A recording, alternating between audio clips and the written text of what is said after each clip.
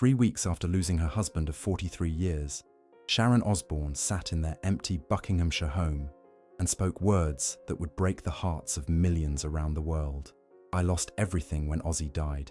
Not just my husband, not just my business partner, not just the father of my children. I lost my entire world, my reason for being, my identity. I don't know who Sharon Osbourne is without Ozzy Osbourne." In her most raw and emotionally devastating interview since the Prince of Darkness passed away from acute myocardial infarction on July 22, 2025, Sharon revealed the depth of her grief and the overwhelming challenge of rebuilding her life after losing the man who had been her everything for nearly half a century. Her words paint a picture of loss so profound that it challenges everything people think they know about love, partnership, and survival. "People keep telling me I'm strong, that I'll get through this, that time heals all wounds," Sharon said, her voice barely above a whisper as tears streamed down her face. "But they don't understand. When you lose your soulmate, when you lose the person who made you who you are, you don't just grieve, you cease to exist in any meaningful way. I look in the mirror and I don't recognize the person staring back at me." The interview, conducted in the same room where Ozzy spent his final weeks, revealed a woman completely shattered by loss, struggling to find any reason to continue living in a world that no longer contains the love of her life. Sharon's brutal honesty about her grief provides a window into the devastating reality of losing a life partner and the seemingly impossible task of learning to exist alone. If Sharon's heartbreaking honesty is moving you as much as it's moving us, please show your support with a like. Her pain deserves to be witnessed and understood. Sharon's description of her loss goes beyond typical widow's grief to something more fundamental: the complete dissolution of identity that occurs when two people have been so intertwined for so long that they functioned as a single entity.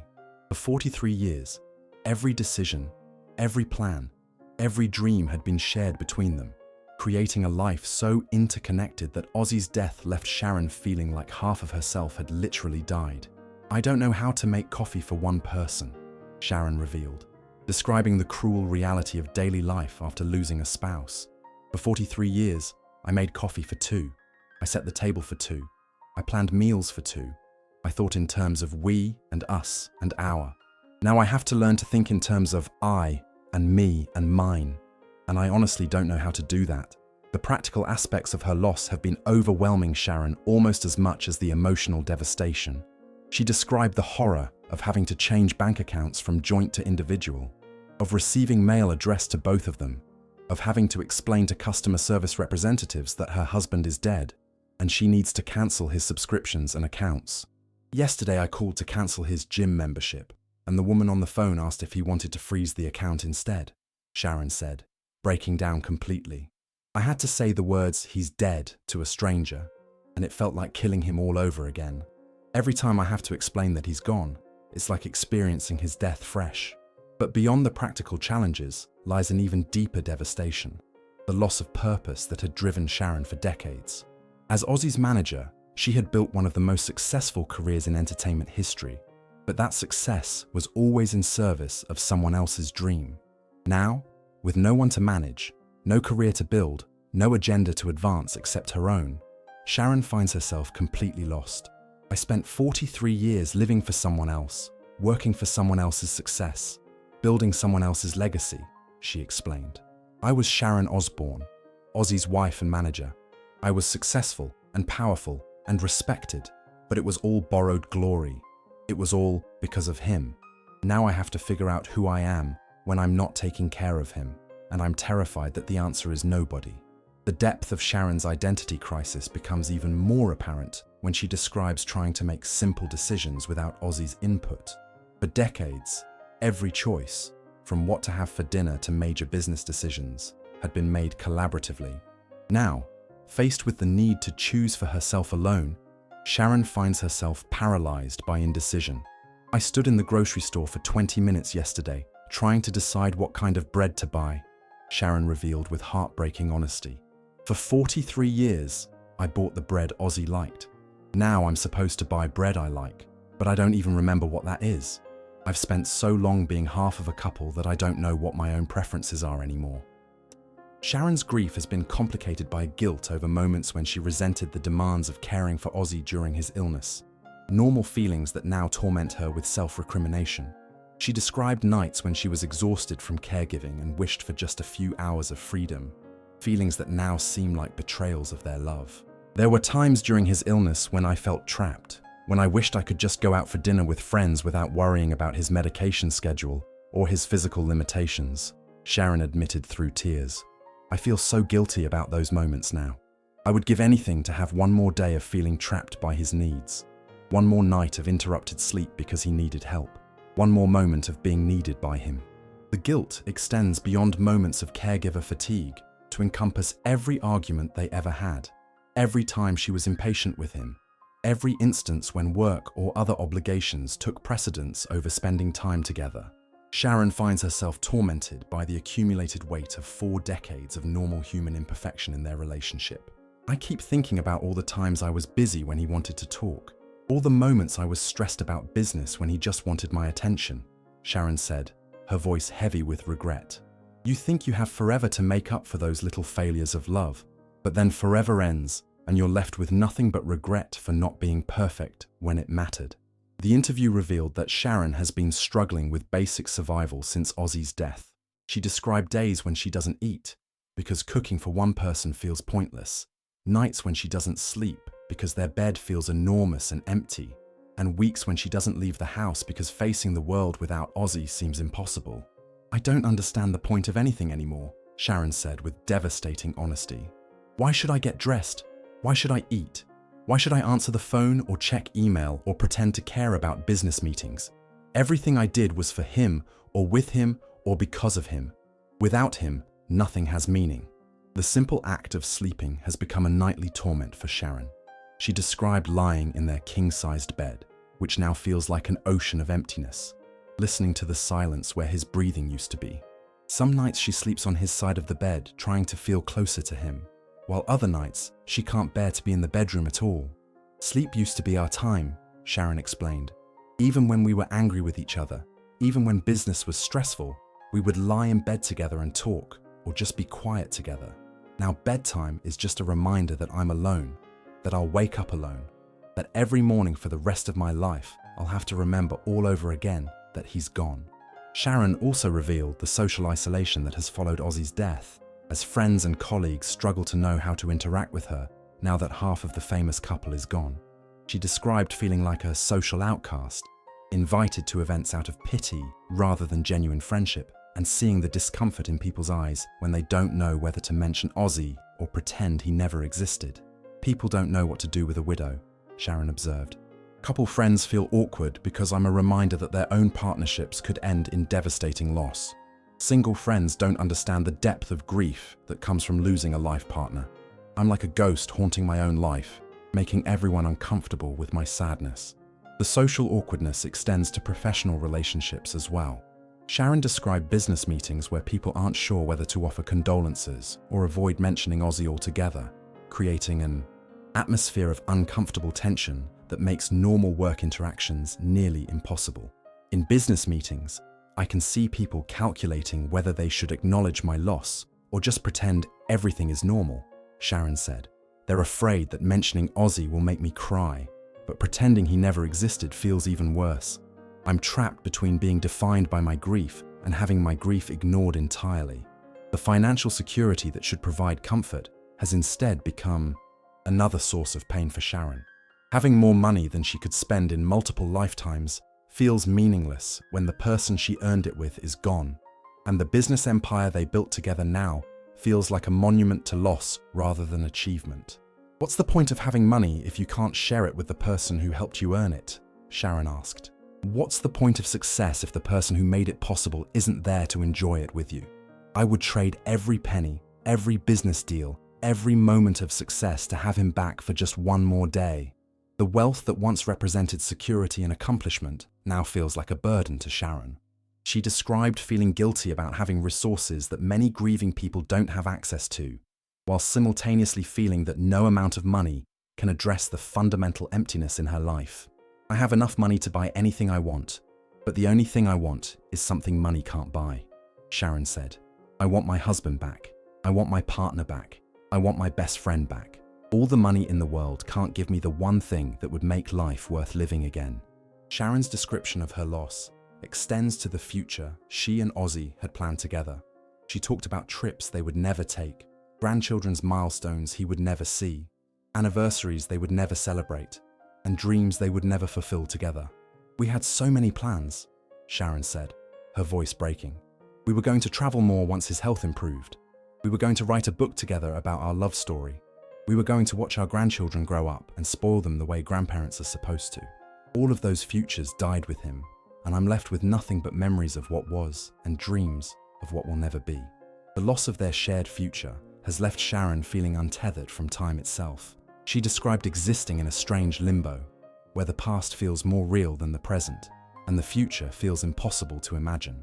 Without Ozzy to plan with, to dream with, to build towards something together, Sharon finds herself unable to conceive of any meaningful tomorrow. "Time doesn't make sense anymore," Sharon explained.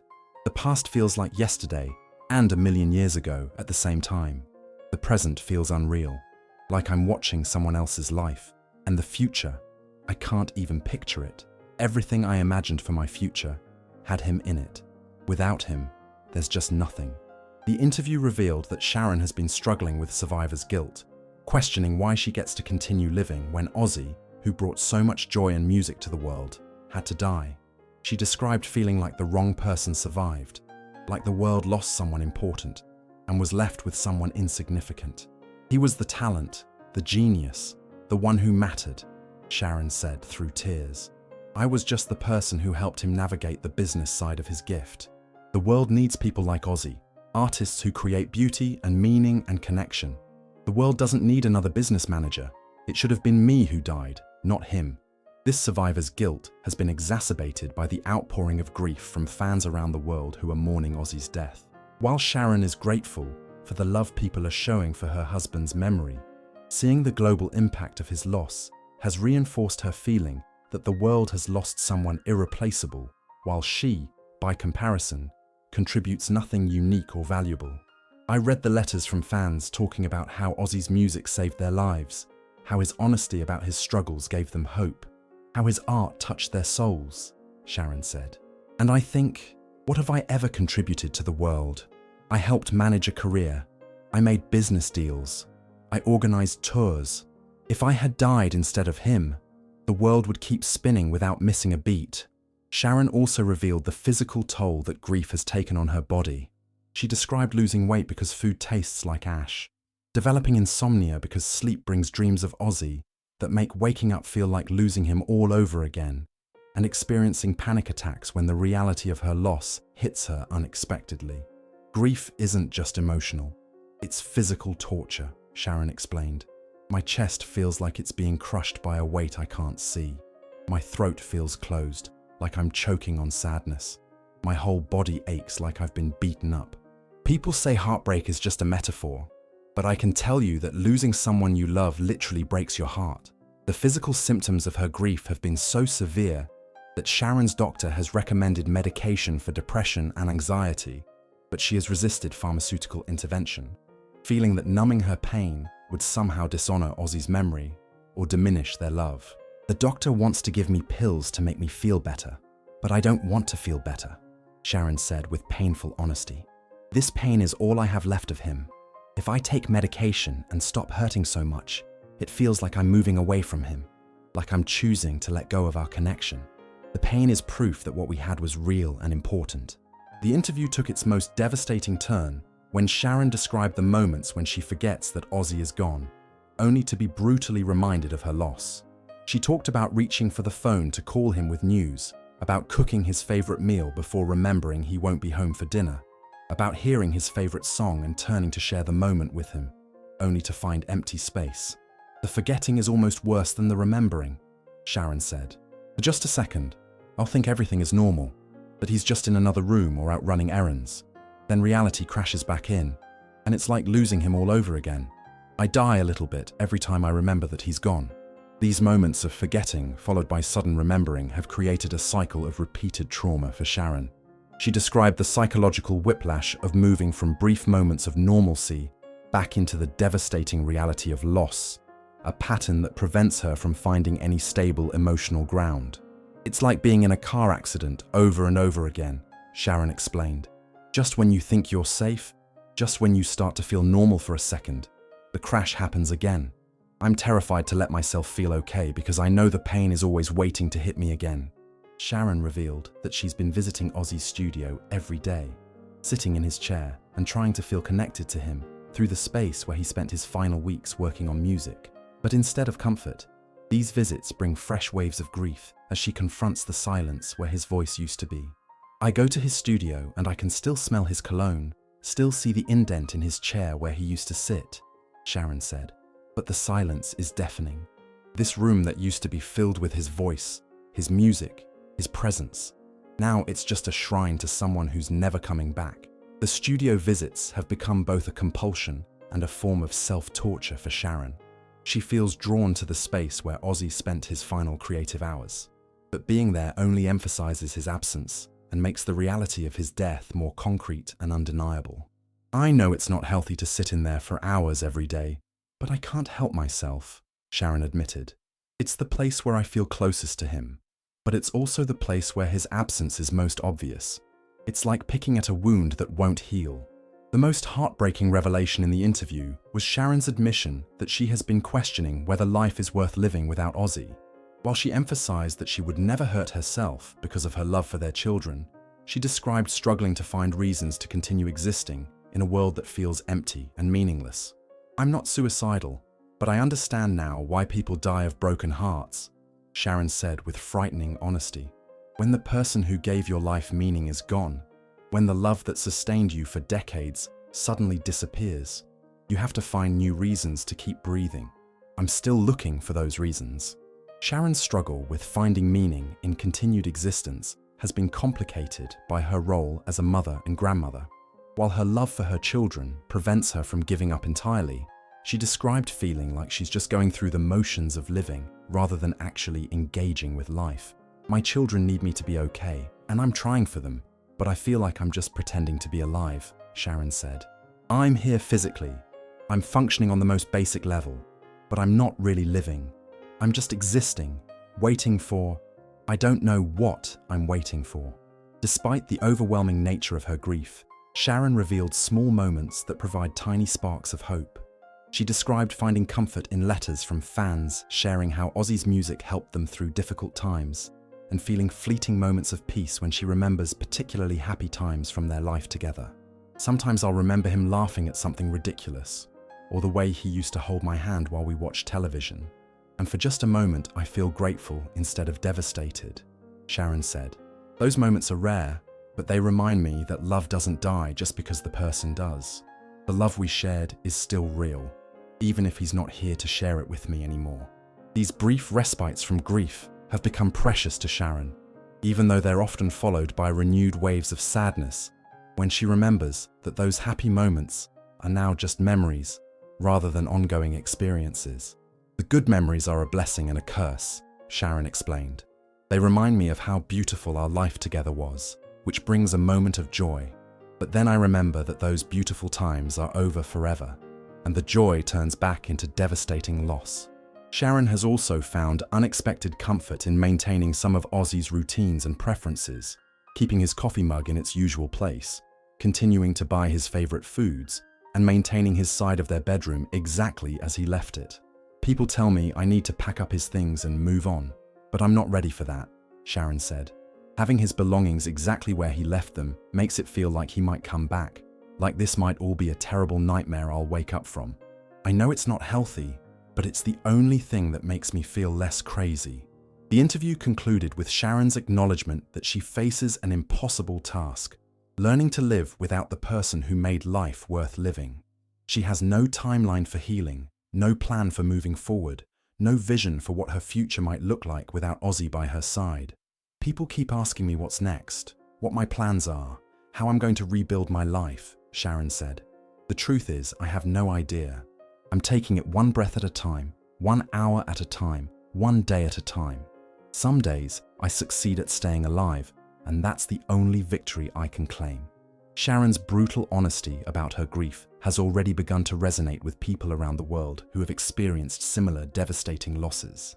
Mental health professionals have praised her willingness to speak openly about the reality of profound grief, noting that her transparency helps normalize the devastating emotions that accompany the loss of a life partner. Mrs. Osbourne's description of her grief is heartbreaking but important, explained Dr. Rebecca Martinez, a grief counselor who works with widows and widowers.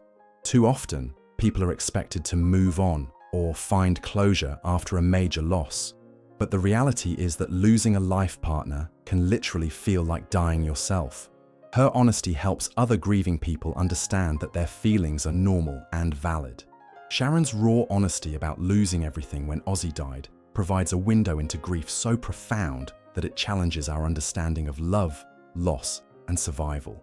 Her words remind us that some loves are so deep, some partnerships so complete, that losing them requires nothing less than learning to exist as a completely different person.